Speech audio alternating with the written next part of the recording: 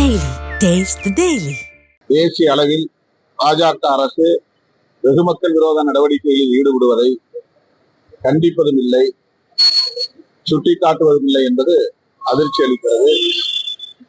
ஈரோடு கிழக்கு இடைத்தேர்தலில் கூட அவர்கள் போட்டியிடவில்லை என்பது அவர்கள் அரசியல் ரீதியாக எந்த அளவுக்கு வலுவிழந்து வருகிறார்கள் என்பதை உறுதிப்படுத்துகிறது. திமுக அரசை எதிர்ப்பது மட்டுமே தன்னுடைய செயல் திட்டமாக கொண்டிருக்கிற அதிமுக தேர்தல் களத்திலும் அதில் தீவிரம் காட்டியிருக்க வேண்டும். வெற்றியோ தோல்வியோ இடைத்தேர்தலை சந்தித்திருக்க வேண்டும். பாஜகவும் அதிமுகவும் ஒருமித்த முடிவை எடுத்திருக்கிறார்கள். இதன் மூலம் அவர்கள் வரவிருக்கிற சட்டமன்ற தேர்தலிலும் கைகோர்க்க போகிறார்கள் என்றுதான் தெரிகிறது.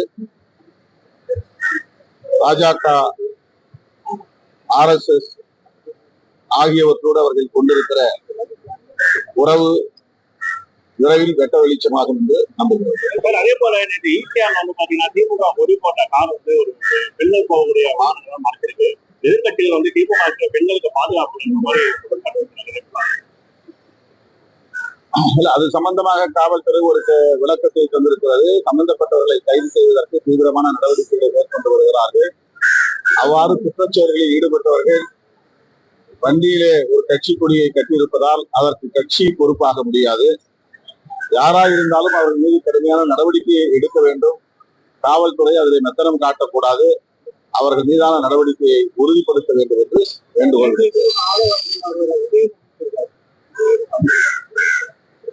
ஆதவ அர்ஜுன் மீது நாங்கள் ஒரு ஒழுங்கு நடவடிக்கையை மேற்கொண்டிருந்தோம். 6 மாத காலம் இடைநீக்கம் செய்திருந்தோம். பொதுவாக இடைநீக்கம் செய்யப்படுகிற காலத்தில் நடவடிக்கைக்கு உள்ளானவர்கள் பொறுமையாக இருந்து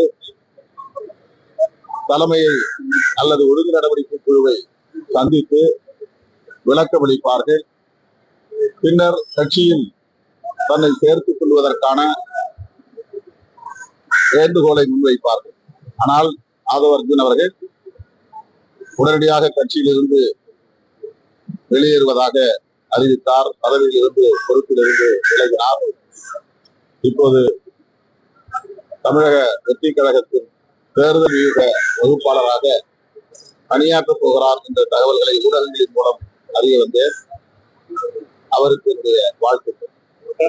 இஸ்லாமிய அமைப்புகளே பழனி பாபா அவருடைய பேச மறுப்பு தற்போது அவர் அவருடைய பாடல்களுக்கு அவங்க எதிர்ப்பு பேசக்கூடிய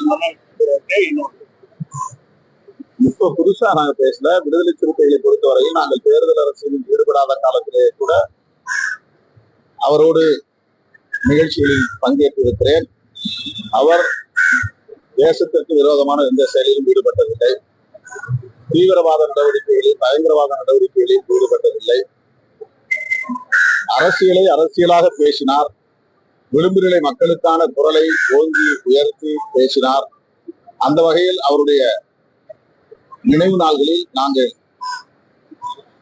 இஸ்லாமியர்கள் ஒருங்கிணைக்கக்கூடிய வீர வணக்க நிகழ்வுகளில், காவல்துறை அனுமதிக்கிற நிகழ்வுகளில் பங்கேற்று பேசி வருகிறோம். அவ்வளவுதான்.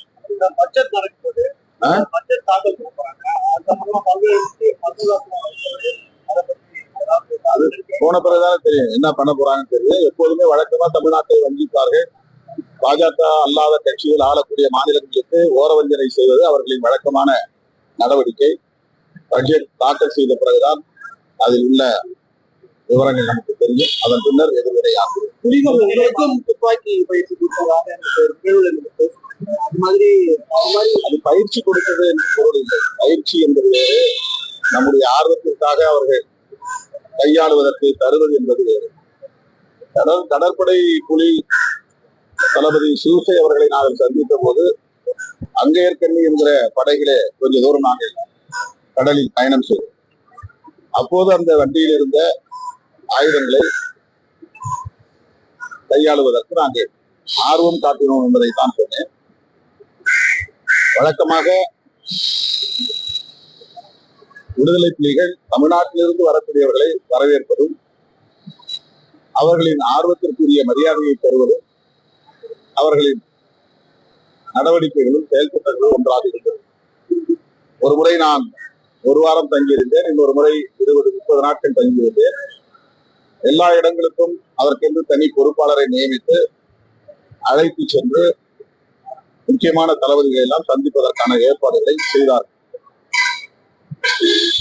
இது அவர்களுடைய நம் மீது வைத்திருக்கக்கூடிய உணர்வை வெளிப்படுத்தக்கூடிய ஒன்று, அவ்வளவுதான். நம் மீது வைத்திருக்கிற நம்பிக்கைக்கு ஒரு சான்று. மற்றபடி அதில் நாம் பெருமைப்பட்டுக் கொள்வதற்கு அல்லது அதை ஒரு செய்தியாக்கி அரசியல் செய்வதற்கு ஏதுமில்லை.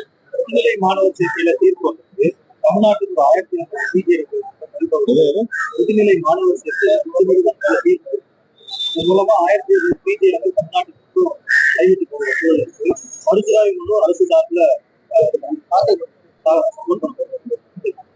நாங்களும் அந்த வழக்கிலே கட்டாயமாக மனு தாக்கல் செய்வோம். உச்ச நீதிமன்றத்தில் இடையீட்டு மனுவை தாக்கல் செய்து அந்த நீதி கோர முயற்சிப்போம். பாதகம் செய்பவரை கண்டால் நாம் பயம் கொள்ளலாகாது பாப்பா.